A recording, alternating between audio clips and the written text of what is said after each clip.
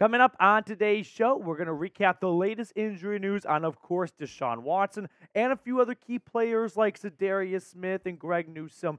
And then we're going to talk a little bit about what post-DPJ world looks like for the Cleveland Browns fans out there. So a lot to discuss on the show today. So let's get started with the latest on Deshaun Watson, who practiced today. A little round of applause for number 4 on a limited basis, but I saw every single clip I could online, and he looked a lot better than he did last week or 2 weeks ago before the Colts game. A lot more zip on his passes, a lot more velocity, a lot more like his usual self. So Watson definitely trending in a good direction to return either this week or next week. But I think the overall consensus is when he returns, he will look much more like his usual self.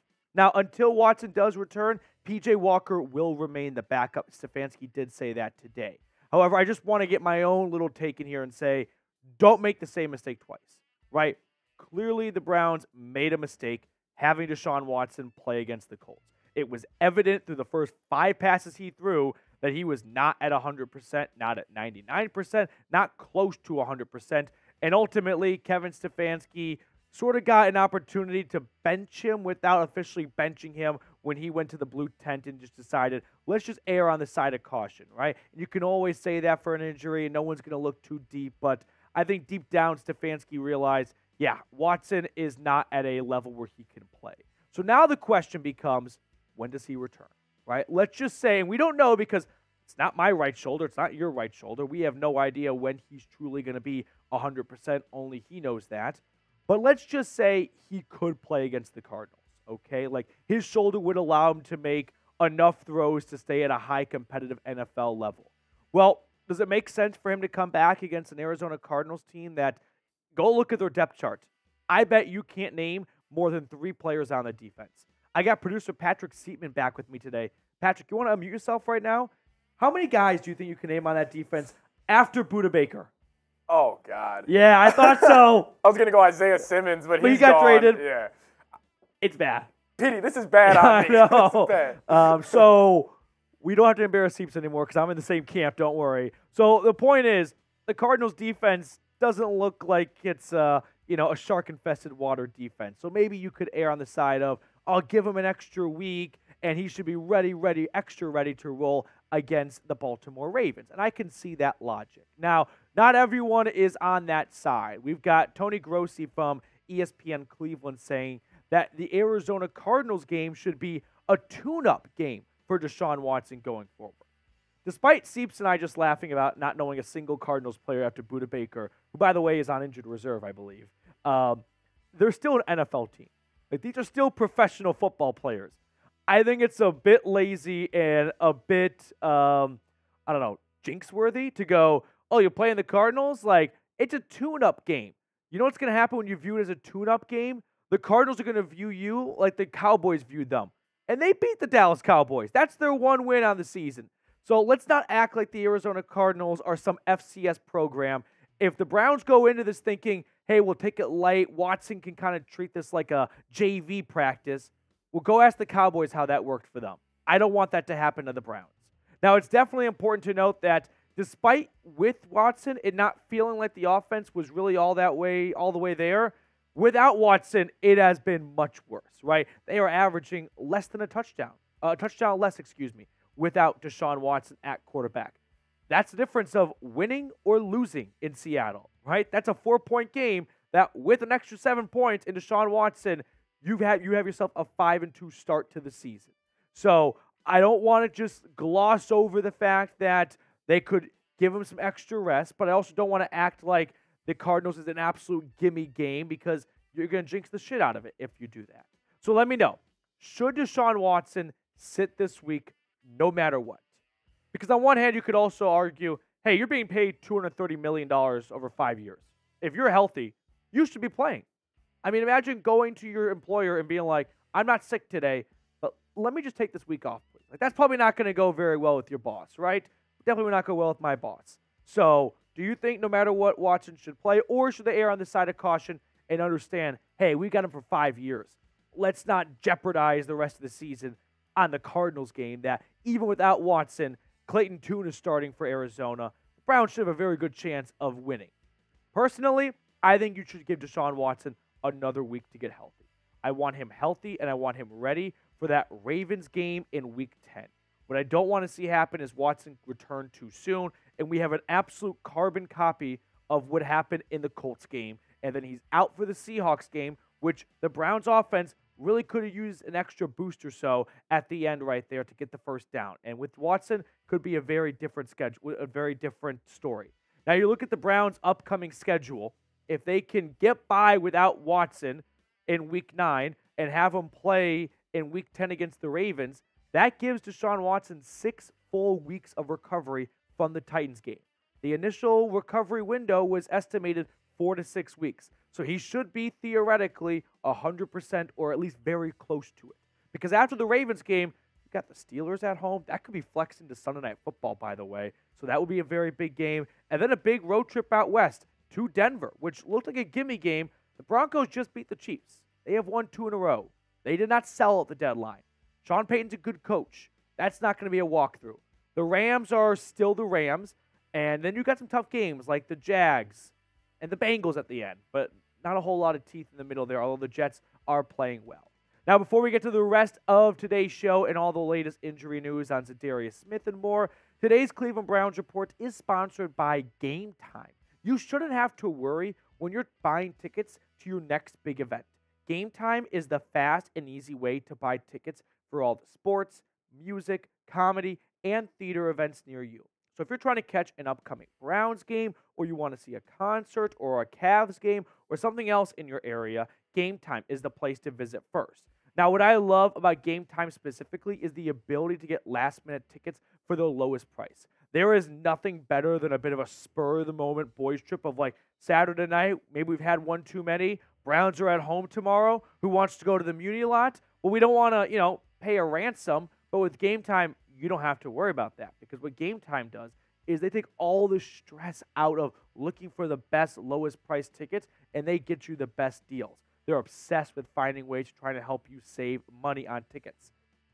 It's the place to find last-minute seats. So download the Game Time app, create an account, and use code BROWNSCHAT for $20 off your first purchase.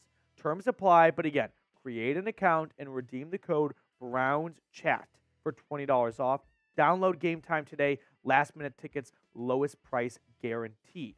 So, other injury news to hit on here. David Bell did not practice today, along with Dawand Jones, Alex Wright, and Greg Newsome. So, 2 of those names really jumping out to me. Dawand Jones, your starting right tackle, dealing with a shoulder injury. Fingers crossed he will be able to go. But I remember we saw Ty Nsekhe, the backup tackle, fill in briefly or come on as a jumbo package. He was put on the injured/release list earlier, so he's not going to be available for Cleveland moving forward. And then Greg Newsome, I want to envision that if Greg Newsome stays in the game against Seattle, he catches that pick 6 that his backup Cameron Mitchell dropped, and the Browns win that game. Like, that is the difference. Sometimes there is, a next man up mentality and you roll with the punches, but there are moments where you're like, hey, if we had our starting cornerback, he probably catches that. And then he walks it in for 6 points, and we win the game. So, really hope that Greg Newsome can return. It's definitely a bit concerning. I think we have to be honest here that Newsome is running into a trend of missing time pretty much every single year. Now, another key name that is on, or I should say not on the injury report, is ZaDarius Smith. So he got x-rays after the Seahawks game, and Kevin Stefanski did not shed a whole lot of light on him during his presser over Zoom on Monday. Well, today he said that he is dealing with a neck injury, and that's not the same neck injury that he had in Minnesota, right? No, Danielle Hunter had the neck injury? I always mix the two up. But so the good news is ZaDarius Smith, just found out, not aggravating a neck injury. That was Danielle Hunter. So ZaDarius Smith looking like he should be ready to go. That's what Kevin Stefanski said about his status for Sunday against Arizona.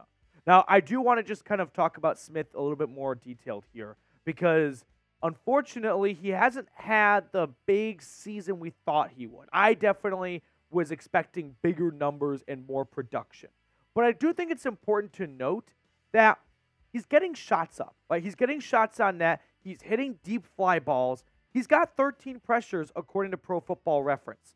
That only has 1 sack so far, but compare that to Alex Highsmith, who's got 2.5 sacks. Joey Bosa, Khalil Mack, Brian Burns, all with fewer pressures and more sacks. So ZaDarius Smith is getting to the quarterback. He's doing the hard part. He's getting 95% of the job done. He just has to finish the play. And I'm sure it's frustrating for him, but he's doing the tough part right. He's getting pressured. He's getting to the quarterback. Now you just got to finish these plays, and those sacks will come. So I'm not too concerned about ZaDarius Smith moving forward. So let's wrap up the show, though, with the DPJ trade, which went down yesterday before the deadline. He goes up to Detroit for a 2025 6th-round draft pick. And I know most Browns fans are sort of on the same wavelength of no one's too upset about ZaDarius Smith getting, Donovan Peoples-Jones getting traded. We didn't get a whole lot of production out of him this season, and there's more frustration the Browns did not acquire anyone at the deadline. To you, I say the Browns have made a lot of trades. They got ZaDarius Smith and Elijah Moore and Deshaun Watson and Amari Cooper. Sorry, this one deadline, they don't go out and get a whole bunch of guys. But there is a conversation to be had about who replaces Donovan Peoples-Jones in his 82.8% snap count, the most of any wide receiver. I bet you'd assume it'd be Amari Cooper who has the most snaps for all the receivers, but DPJ might not get a whole lot of receptions this year, but he does do a good job of run blocking. And for a team that wants to run the football with P.J. Walker in at quarterback, they need to have wide receivers out there that they can trust. And this is usually why you don't see rookies make a huge impact as a receiver in year one, because they go from playing in college where they just have to focus on one thing, right? Running their route well and catching the ball when it comes to them. They don't have to worry about run blocking. Well, when you get to the NFL, you have to learn to run block. And DPJ has done a good job of that. Now, the obvious replacement is the rookie, Cedric Tillman. Kevin Stefanski acknowledged that with DPJ off to Detroit, this will open up a new opportunity and a bigger role for Cedric Tillman to fill, and hopefully he can make the most of it, right? It is there for the taking. It is up for grabs, and I think that we're going to see more from Cedric Tillman. Like I said, Kevin Stefanski talked about Cedric Tillman today, who should get more playing time, as Scott Petrick points out, saying big, physical, good ball skills, works very hard. Take the big, take the physical, take the good ball skills. Hot take time. Cedric Tillman could be Deshaun Watson's next DeAndre Hopkins. He might not be as prolific and as productive as DeAndre Hopkins, but I do think he can be the type of receiver that Deshaun Watson loves in DeAndre Hopkins. And that is hey, I'm just going to throw this up in the corner of the end zone. Please come down with it. Now, anyone can throw a ball up and hope the receiver comes down with it. But what makes Deshaun Watson so special as a passer is his ability to throw really tight window passes with a lot of velocity, right? Not throwing up a big loaf of bread for a duck to swoop in and take away. No, Watson, and we've seen him do this in Cleveland, from one hash to the other sideline, throw an absolute dot on a rope to a receiver that's not open, but he puts it in a spot where only the receiver can get it, and the DB can't make a play on it. That's what makes Deshaun Watson probably one of the most special quarterbacks in the NFL when he's on. Now, we need to see more of those plays, of course, but I think Cedric Tillman, with his size, with his physicality, and with those ball skills, he can be someone that Deshaun Watson leaned a lot on in Houston with DeAndre Hopkins of, I'm going to put it in a spot where only you can get it. I just need to make sure that you can bring it down. And 5'10" guys kind of struggle climbing a tree. Cedric Tillman at like 6'3", that's not going to be an issue for him. So I've got high expectations for my Tennessee Volunteer. But let's show the guy some love. Let's rally around him. Let's type his jersey number 19 down in the comment section. That way he knows the Dog Pound has his back. That's going to do it for us on today's show. Thanks so much for tuning in. If you enjoyed the content, consider hitting me up over on Twitter at MatthewPD.